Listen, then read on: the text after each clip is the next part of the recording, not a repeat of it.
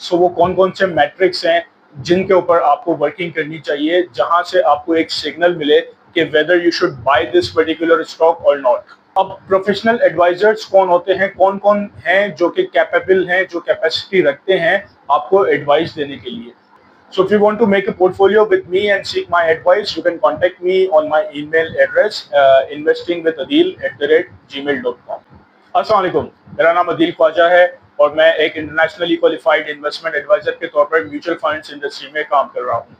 आज की वीडियो में हम ये डिस्कस करेंगे कि किसी भी पर्टिकुलर या स्पेसिफिक स्टॉक के अंदर अगर आप इन्वेस्टमेंट करना चाहते हैं, सो वो कौन कौन से मैट्रिक्स हैं जिनके ऊपर आपको वर्किंग करनी चाहिए, जहां से आपको एक सिग्नल मिले कि whether you should buy this particular stock or not।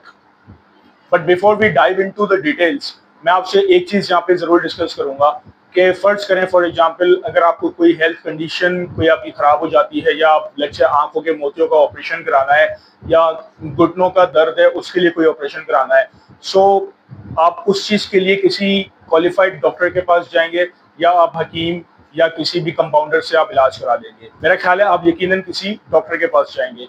और यही साइंस अगर हम अपनी इन्वेस्टमेंट के अंदर लगाते हैं, सो बहुत सारे लोग ऐसे भी हैं जो सोशल मीडिया इन्फ्लुएंसर्स की बात के ऊपर अपनी इन्वेस्टमेंट करते हैं और मोस्ट ऑफ द टाइम बाद में उनको पछताना पड़ता है।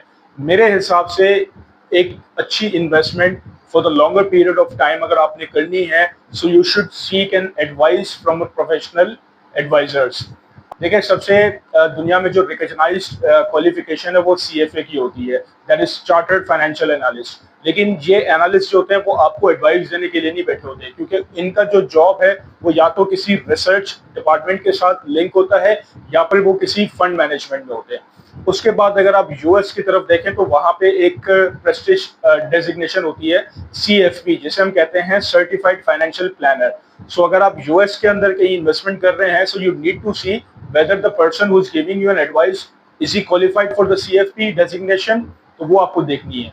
इसके बाद अगर हम थोड़े और रीजन्स में आते हैं, जैसे मिडिल ईस्ट हो गया या UK हो गया, तो वहां पे एक इंस्टीट्यूशन है CISI, that is chartered institute of securities of investments, chartered institute of securities and investments.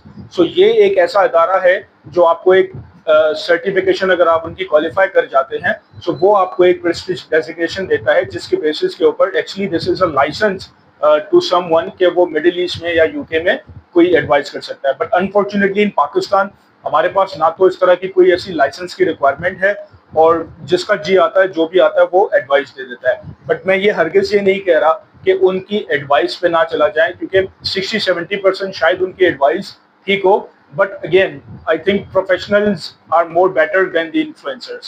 So coming back to the video, देखिए किसी भी पर्टिकुलर स्टॉक में अगर आप इन्वेस्टमेंट करना चाहते हैं, सो सबसे पहले तो हम उसका देखते हैं RSI, that is relative strength index. RSI आपको ये बताता है कि आपका जो स्टॉक है वो इस वक्त ओवरबॉट कंडीशन में है या ओवरसोल्ड कंडीशन में है या न्यूट्रल में है।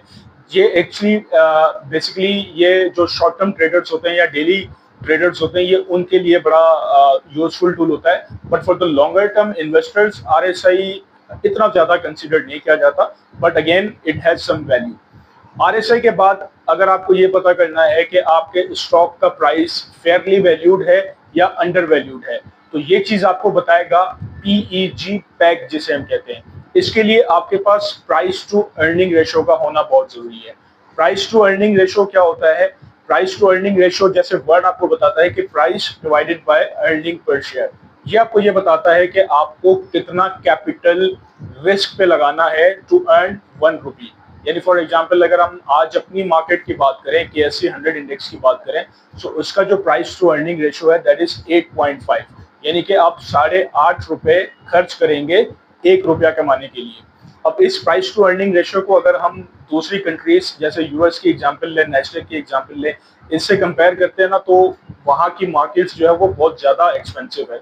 यानी उनका प्राइस टू अर्निंग सबसे लोएस्ट तो इंडिया का है, जो कि आई थिंक 22.5 या 23 के आसपास है। उसके बाद फिर बांग्लादेश आता है, वो भी आपका 19 से 20 रुपए के ऊपर है।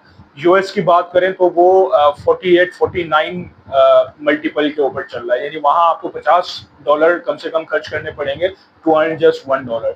सो उसके कंपैरिजन में ओवरऑल मार्केट तो हमारी बहुत सस्ती है।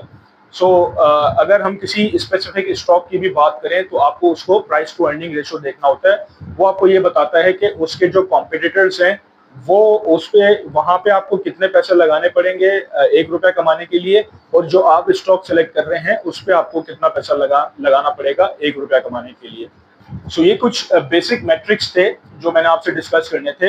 ये ऐसी चीजें कोई रॉकेट साइंस नहीं है। अगर तो आपके पास बिल्कुल कम्प्लीटली टाइम है अपनी इन्वेस्टमेंट को देने के लिए, तो इन मैट्रिक्स के ऊपर अगर आप काम करेंगे तो आई थिंक आप एक अपना अच्छा पोर्टफोलियो बिल्डअप कर सकते हैं। But just in case if you don't have a time and still you want to invest, तो आप किसी भी एडवाइजर को रीच आउट कर सकते हैं, but make sure that adviser is actually qualified.